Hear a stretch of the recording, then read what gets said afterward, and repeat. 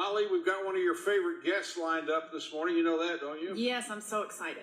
Holly and my wife, Julie, are big fans of Dr. Kavanagh, and the reason that they are, first of all, of course, he's quite a ladies' man, but besides that, besides his handsomeness, he has an incredible amount of credibility. He really is dedicated to his craft, even though now he is retired. He's the founder and president of Health Watch USA, but has also done a tremendous amount of investigative work into infectious disease. Dr. Kavanagh, we're glad to have you with us this morning, sir. Well, thank you, Jack. We'll spread the word to your wife, too, about what a ladies' man you are, okay? Okay, yeah, that'll do me real well now that I'm with her 24/7. Well, you have studied this whole thing for a long time, and probably more than anybody I know, and you don't mince words. Some people are dramatic, and some people will say stuff for dramatic purposes. If you say it, you mean it, and you told me yesterday this is getting bad. So explain that. It is getting bad. A new study out of the Imperial College of the United Kingdom pegs our death rate, if the United States lays down and does nothing, could be as high as 2.2 million individuals. Oh, Lord. But we're not going to do nothing.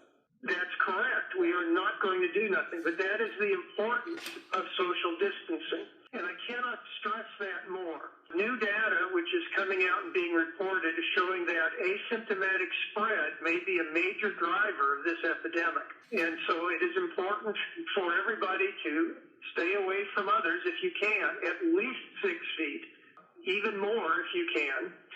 And also, if you have a mask, I'm going to change guidance, and I think people are starting to think differently. Wearing it may well protect other people if you're asymptomatically spreading the virus. Wow. There's also some feeling that I'm starting to hear now that there may be some risk, although it's probably small, that it could spread by aerosol, which means the masks that are preferred are N95s. It is known that it is probably twice as infectious as the flu, and that's the R0. We've talked about that before. The flu's R0 is usually about 1.3, but it depends upon the strain. This virus is felt to be double that. Now, that's nowhere near an aerosol spread virus such as the measles, which is airborne, which is between 12 and 18. But it's still highly infectious. And, of course, you do not want to touch your eyes, your mouth, or your nose. Masks help you to not do that also. And wash your hands with soap and water at least 20 seconds. And if you have hand sanitizer, you can use that when you do not have access to soap and water. Hand sanitizer needs to be at least 60% alcohol. Okay, Holly, you made an interesting point off the air a few minutes ago, and I said, ask Doctor about that. Well, Dr. Kavanagh, I'm concerned that what our problem is the lack of tests, and we keep hearing that there's a shortage in testing because we can't test everyone. Right now, they're limiting it to people that they deem sort of worthy of the test because they think the person's been exposed or they're symptomatic or whatever, but it's leaving sick people potentially without the test, healthcare workers without the test, and yet every day we see celebrities popping up all the time, and I'm concerned, are we seeing the rich and the privileged to get tests before the rest of us? That's a question you need to ask policymakers. I'm concerned about there not being enough tests too, and it's not just the manufacturing of the test, but it's actually having the reagents. Even the swabs are coming up short. And if you look at our national preparedness, we have been laxed for more than a decade.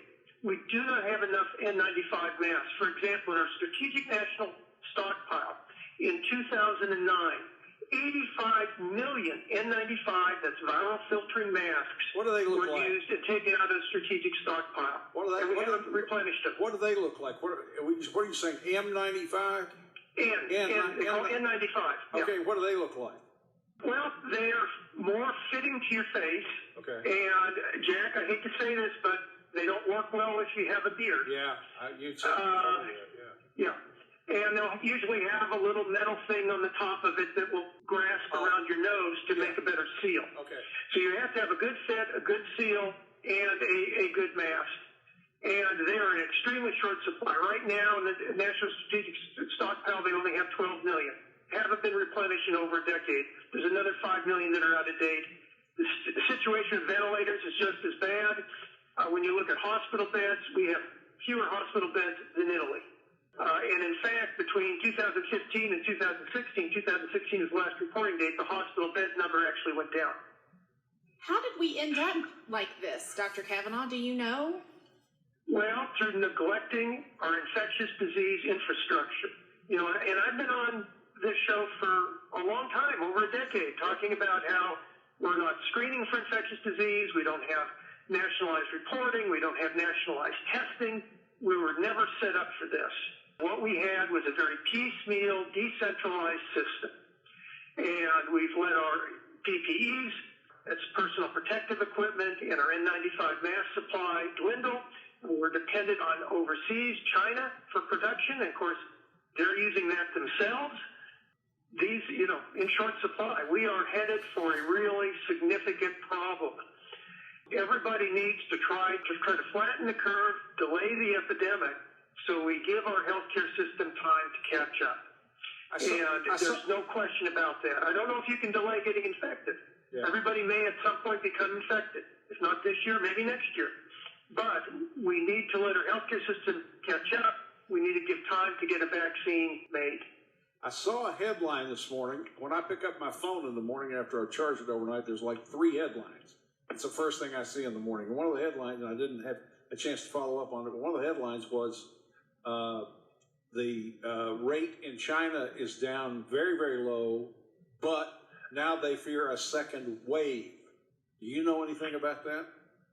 Well, yes, I did hear that, and I am seeing the rates being low. And the problem is that a lot of epidemics will come in waves. You distance people, you burn out the virus. In other words, the R naught has to be below 1, where one person on average spreads it to less than one person. Then it burns out. But if you don't have enough people that are immune, or if the virus mutates to a different type, then you'll get hit with a second wave. Large portions of China were unaffected. And believe me, the United States right now is considered a hotspot. My future brother-in-law's parents are from Canada, and when they went back to Canada recently from Florida, they were placed in 2 weeks of self-isolation because they were from the U.S. Wow. So, yeah, and we have no idea, because we do not have enough tests. We need to have a rapid test similar to the normal flu, so people in the healthcare industry can tell when individuals are infected when they come in to be seen. We need to have a rapid test for people to know when they're infected, especially if there's asymptomatic spread. And some studies indicate that 50% of the cases we're seeing may be coming from asymptomatic carriers. And studies are indicating that the majority of cases are coming from people or exposure to other people who they don't even know have been exposed or know that they're carrying an infection because the symptoms are so mild. But in a number of people, including a good percentage of the young, these symptoms can be severe and you can wind up in the ICU. And if we outstrip our healthcare system, then the death rate will skyrocket because it's very important to get oxygen, ventilator support, etc. In Italy, and remember, we have less beds than Italy, they have outstripped their system, and in areas of Italy, they are making the decision of whether or not to treat on a ventilator and in the ICU people who are over the age of 80. Yeah, I read that. All right, hang on. We got a couple of calls to go to. Hey, Jim, you're on with Dr. Kavanagh of music. Good morning. Good morning, y'all. Dr. Kavanagh, I know it's important. I'm going to hang up and listen. Do you think the media has, God, that's all we hear 24/7. Do you think it's overblown? Thank you. That's a good question. What do you say? Absolutely not. I think that we're in trouble. And I know I'll be considered alarmist, but I wouldn't be doing this except for last Sunday when I was driving around town, rural churches were still having services. When I look at the pictures of spring break in Florida, the teenagers are just crowded. We are in trouble. We need to take this seriously. Yeah, I'm with you on that. I saw those photographs this morning from Florida. This is Mary. Good morning, Mary. Good morning. I am definitely over 60. I'm in my 70s, but healthy, no underlying conditions, and I've got to go to the grocery store today. Do you have any suggestions for me as to what I need to do to be careful? Some Krogers will deliver. Call them. I mean, that's what we've done. You have to order it online. If you don't know how to do that, have your grandkids do that. We're doing that for, my mother. She lives in Lexington. We've got the Kroger app, ordered online, grocery deliveries, takes 2 days to deliver to her door. What if I don't want to do that? What if I want to actually be there and pick out my own stuff? Then wear a mask and go early in the morning so that they clean out the store.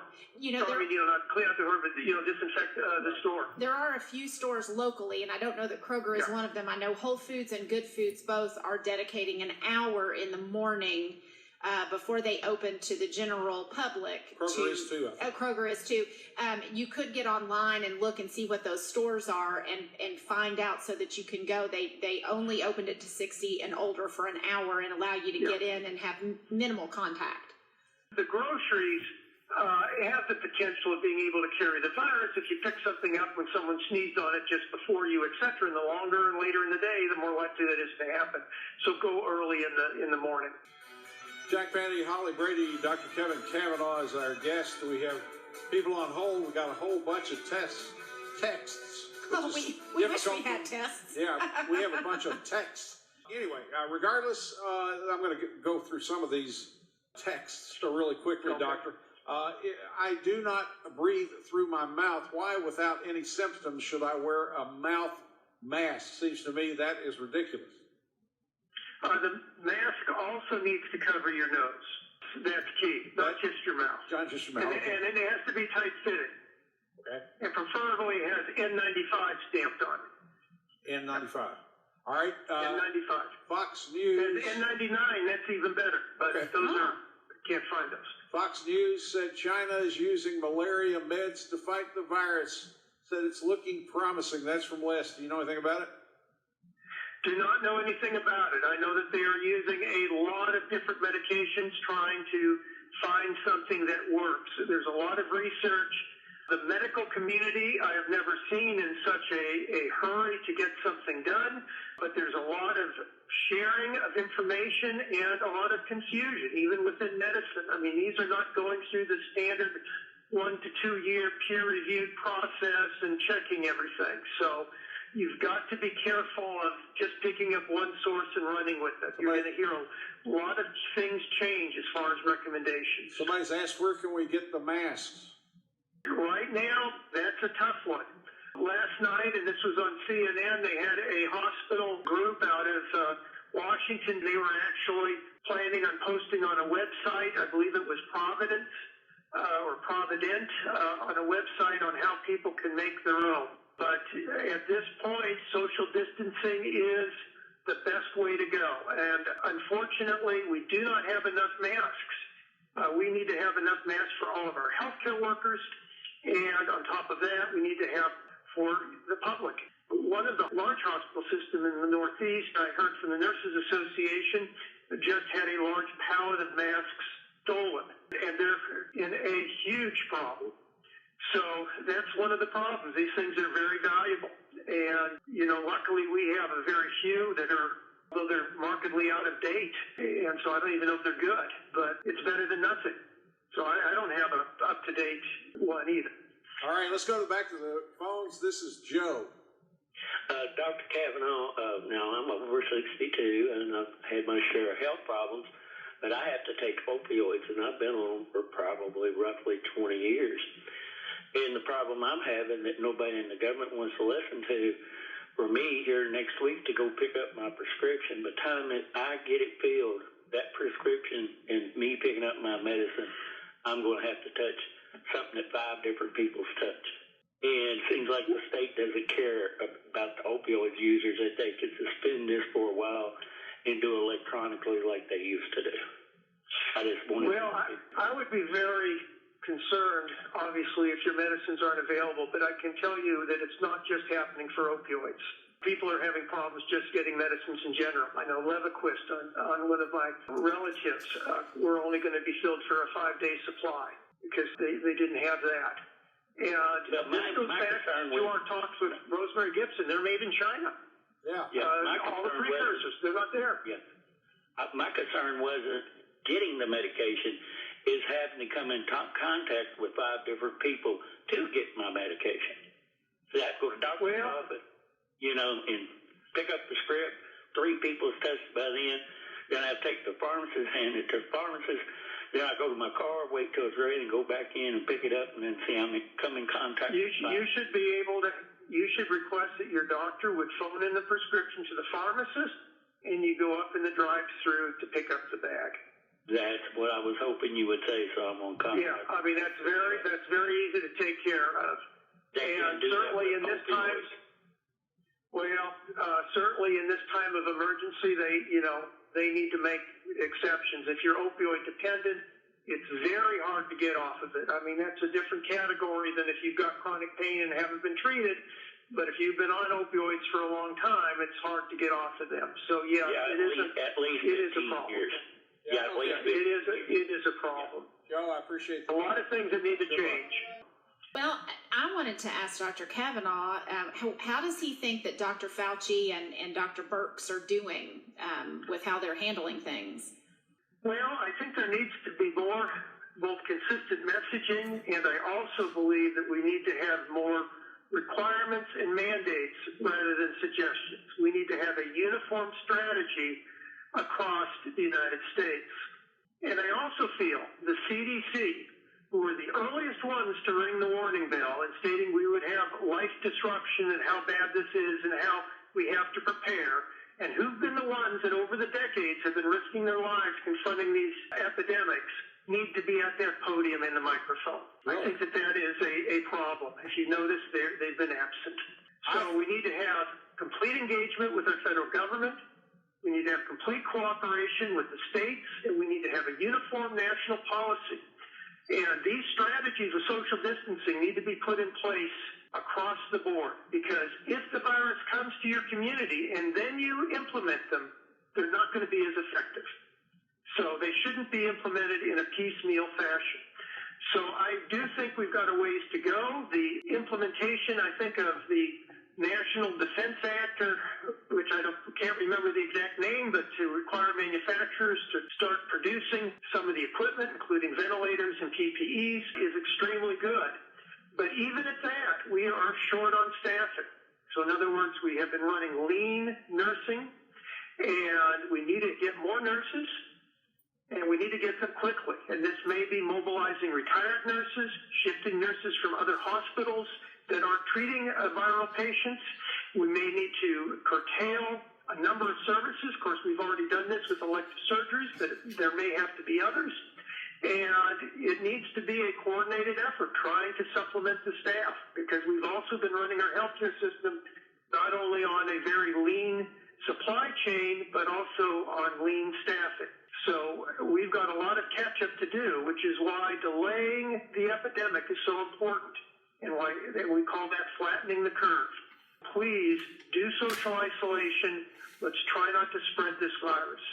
We got calls. Let's do a couple of texts from our auto tech service text line. Regardless if a person tests positive or not, wouldn't healthcare providers treat symptoms other than isolation of a patient? Does it really matter if they test for something not as serious? My thing just skipped here. If their test is not as serious cases, am I missing something here? Well, yes. I mean, you don't have enough beds. We don't have enough nurses. We don't have enough tests. So, yes, if you test positive, you need to do self-isolation probably at home. You shouldn't be in a hospital. Yeah. They're not going to have that bed for someone in critical care. Okay. Mary, good morning. Good morning, Dr. Kavanagh. Thanks for taking my call. Sure. My question is, would a UV light or an infrared light work on getting rid of the virus? Well, a UV light should be able to work if you can protect yourself from it. For example, if you're going to put that on environmental areas, thinking of maybe doing that on packages, although I have to tell you, the initial data we have, the virus doesn't live long in a package, maybe a day. A cardboard tends to kill it. Otherwise, in the environment, some of the research is saying it may live up to 3 days. But don't put a UV light on your skin, and it can cause cancer. I wouldn't do that. There's better ways to disinfect yourself than with a UV light. Even soap and water would be preferable. Mm-hmm. All right. I just thought maybe there was a way to, like, if you brought groceries in or something, you could run the light across it. I saw a pin, UV light pin, on the internet for sale. So. Well, I don't know if it'd be effective and the strength, etc. There's a lot of variables there. All right, thanks for your call. And Dr. we're out of time. We've got Chuck McKee standing by here. I want to thank you for being with us, and we'll be in touch next week. All right, thank you, Jack. Dr. Kevin Kavanagh.